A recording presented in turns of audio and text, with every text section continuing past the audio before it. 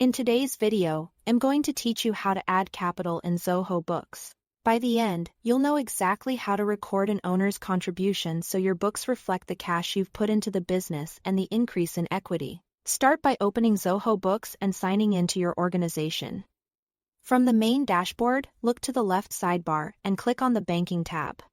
This is where all your bank and cash accounts live.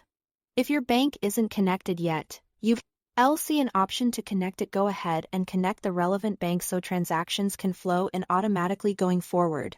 If the capital was deposited as physical cash, you can use your petty cash account instead. Either way, select the exact account where the capital was actually deposited to keep your records consistent. With the correct account open, head to the top right and click the Add Transaction button. A panel will appear with options for money in and money out.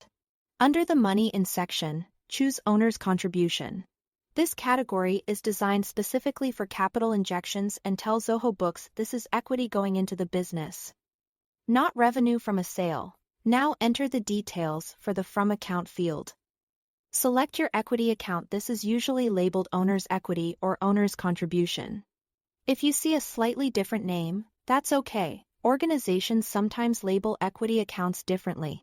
The key is that it's an equity account, not an income or liability account. Next, enter the amount. Type the exact figure that was deposited. It's a good idea to match the amount and date to your bank statement or cash log to avoid reconciliation issues later. Then, add a clear description.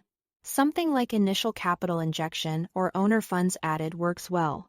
The goal is to make it obvious to you and anyone reviewing your books what this money represents when you look back in a few months. Once everything looks correct, click Save. Zoho Books will record the deposit into your chosen bank or cash account and increase the balance of your equity account. That means your cash goes up. Your owner's equity goes up and your profit and loss remains unaffected, which is exactly what you want for a capital contribution. That's it. Thanks for watching.